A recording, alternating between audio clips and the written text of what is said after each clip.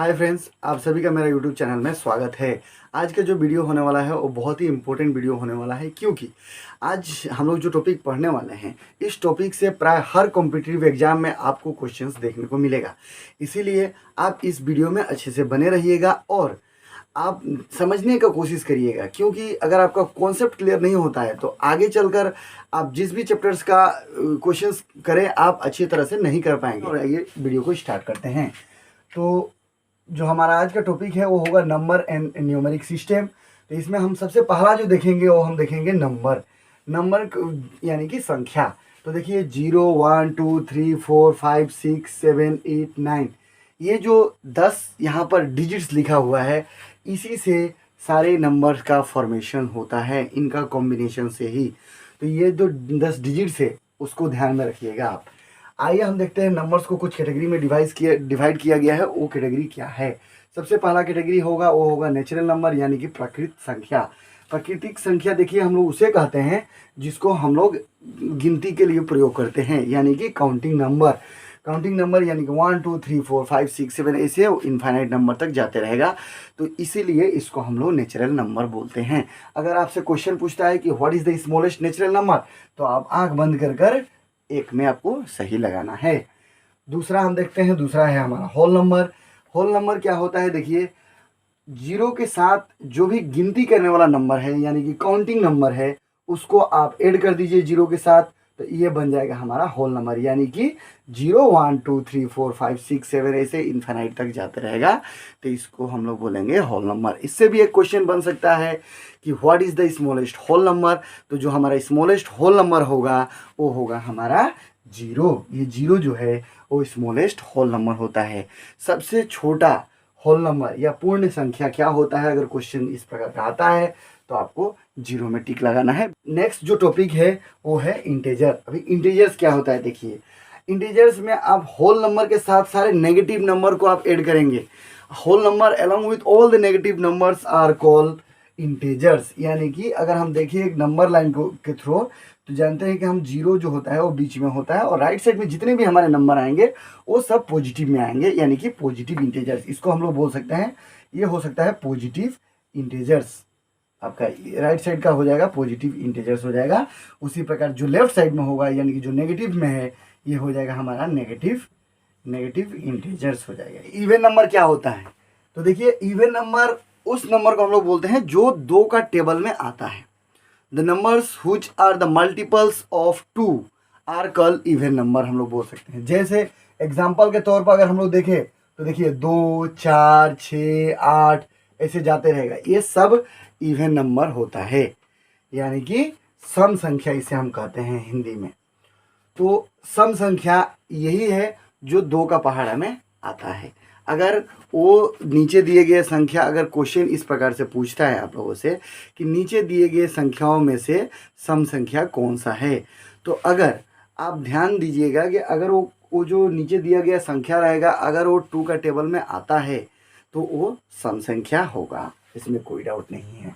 Next आता है हमारा ऑड नंबर यानी कि विषम संख्या उसे हम लोग बोलते हैं जो 2 का टेबल में नहीं आता है, यानी कि हम बोल सकते हैं 1, यहाँ 1 3 5 7, ठीक है, 9 11 इस प्रकार से जाएगा।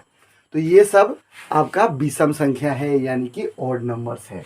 तो ये सब अगर इसमें से क्वेश्चन पूछता है कि which is the smallest odd number, तो हमारा आंसर होगा 1। कुछ ऑप्शंस दे सकता है, बोलेगा इनमें से कौन सा संख्या जो है वो ऑड नहीं है, ऐसा भी क्वेश्चन आ सकता है, या इनमें से कौन सा संख्या है रेशनल नंबर। तो देखिए natural number, whole number, even, odd, यहाँ तक तो ठीक है।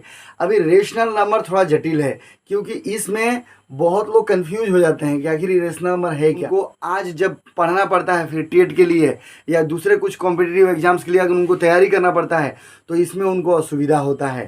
तो इसीलिए आप ध्यान से समझिए ये रेशनल नंबर होता क्या है। तो देखिए हर वो नंबर जिसको हम लोग P/Q का फॉर्म में लिख सकता है, यानी कि P/Q का फॉर्म में एक्सप्रेस कर सकता है, उस नंबर को हम लोग रेशनल नंबर बोलते हैं। तो अगर हम एग्जाम्पल के तौर पर बात करें तो एग्जाम्पल के तौर पर देखिए 3/अगर 5 होता है तो ये रेशनल नंबर है, क्योंकि मैंने बोला है कि रेशनल नंबर वो होता है जो पी बाई क्यू का फॉर्म में एक्सप्रेस होता है। तो यहाँ हमने देखिए लिखा है 3/5, तो यहाँ 3/5 एक रेशनल नंबर है। उसी प्रकार अगर मैं लिखता हूँ यहाँ पर कोई भी एक सिंगल डिजिट में अगर लिख दूँ, पकड़ लीजिए, अगर मैं यहाँ पर 18 लिख दूँ तो 18 को आप में से बहुत लोग बोलेंगे कि ये रेशनल नंबर नहीं है, क्योंकि इसका डिनोमिनेटर में कुछ नहीं है। कुछ लोगों का दिमाग में धारणा ऐसा बन जाता है कि जो फ्रैक्शन में होता है सिर्फ वही रेशनल नंबर है। नहीं, लेकिन ये गलत बात है। अगर कोई सिंगल डिजिट है वो भी रेशनल नंबर हो सकता है। क्यों होगा रेशनल नंबर? क्योंकि देखिए हर डिजिट के नीचे में 1 जो है वो हिडन होता है, इसीलिए अगर कोई सिंगल डिजिट नंबर भी लिखा हुआ है तो वो भी क्या है? रेशनल नंबर है। तो ध्यान दीजिएगा, अगर इसी तरह अगर मैं लिखता हूँ, पकड़ लीजिए 100 ही लिख दिया मैंने, तो 100 भी एक रेशनल नंबर है, क्योंकि इसके नीचे में भी क्या है?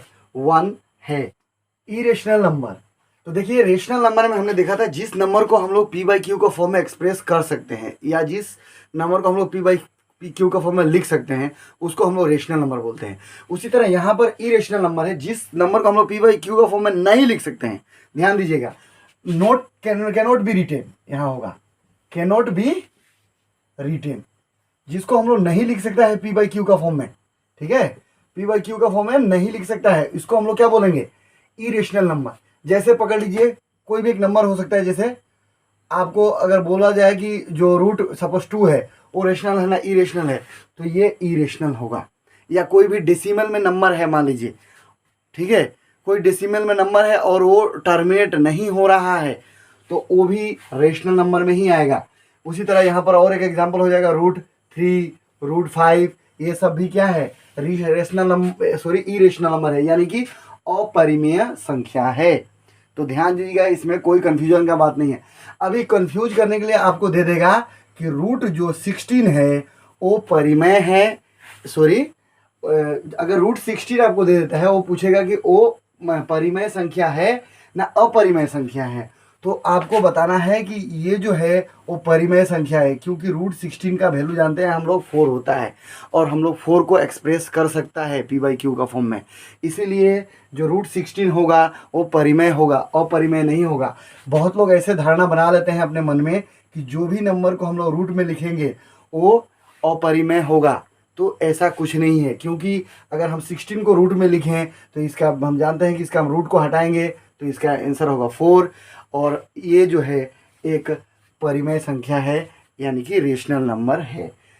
उसके बाद हम बात करेंगे प्राइम नंबर का। देखिए प्राइम नंबर, वो प्राइम नंबर उसको हम लोग प्राइम नंबर बोलते हैं जिसका सिर्फ 2 फैक्टर्स होता है। अगर हम प्राइम नंबर का बात करें तो जिस नंबर का 2 फैक्टर्स होगा, सिर्फ फैक्टर्स कितना होगा? ओनली 2। तो जिस भी नंबर का फैक्टर्स 2 होगा वो हमारा प्राइम नंबर होगा। एग्जाम्पल के तौर पर अगर मैं आपको बोलूं तो देखिए 3 है, 3 का सिर्फ 2 ही फैक्टर होगा, ये 1 और 3 का टेबल में ही आएगा। इसके लिए इसका एक फैक्टर और ये एक दूसरा फैक्टर हो गया। उसी तरह हम 5 का भी बात कर सकते हैं, 5 का भी देखिए 2 ही फैक्टर होगा, 1 और 5। तो ये जो जिस नंबर का 2 फैक्टर हम लोग बोलेंगे कि वो एक प्राइम नंबर है। उसी तरह हम लोग बात करेंगे अगर कंपोजिट नंबर का, तो कंपोजिट नंबर किसे कहते हैं? देखिए हर वो नंबर कंपोजिट है जिसका 2 से ज़्यादा फैक्टर्स है। अगर सपोज फैक्टर्स है मोर देन टू फैक्टर्स अगर किसी नंबर्स का है, तो इसको हम लोग बोलेंगे कि वो हमारा कंपोजिट नंबर है। जैसे 4, 6, 8, ठीक है, 10, ये सब कंपोजिट नंबर्स है, क्योंकि इनका फैक्टर्स जो है वो 2 से ज़्यादा होगा। कैसे होगा? देखिए अगर हम 4 का बात करें तो देखिए 4 का किसके टेबल में आ सकता है? देखिए 1 के टेबल में आएगा, 2 के टेबल में आएगा और 4 के टेबल में आएगा। ये इसलिए 1, 2, 3 यानी कि 3 फैक्टर हो जाता है। तो 3 फैक्टर हो जाएगा, तो इसलिए ये हमारा कंपोजिट नंबर हो जाएगा। तो अगर क्वेश्चंस कभी पूछता है कि बताइए सबसे छोटा कंपोजिट नंबर कौन सा है, तो हमारा छोटा कंपोजिट नंबर क्या होगा? 4 होगा। उसी तरह सबसे स्मॉलेस्ट प्राइम नंबर पूछ देगा तो क्या होगा? सबसे स्मॉलेस्ट प्राइम नंबर 2 होगा। तो इस चीज़ का ध्यान रखिएगा आप। अगर आप लोगों को ये वीडियो अच्छा लगा हो तो आप मेरे चैनल को लाइक, शेयर और सब्सक्राइब कर दीजिएगा, और इसी प्रकार का मैं वीडियो अपने यूट्यूब चैनल पर लाते रहूँगा ताकि आप अपने आप को प्रिपेयर कर सके किसी भी कॉम्पिटिटिव एग्जाम्स के लिए। धन्यवाद।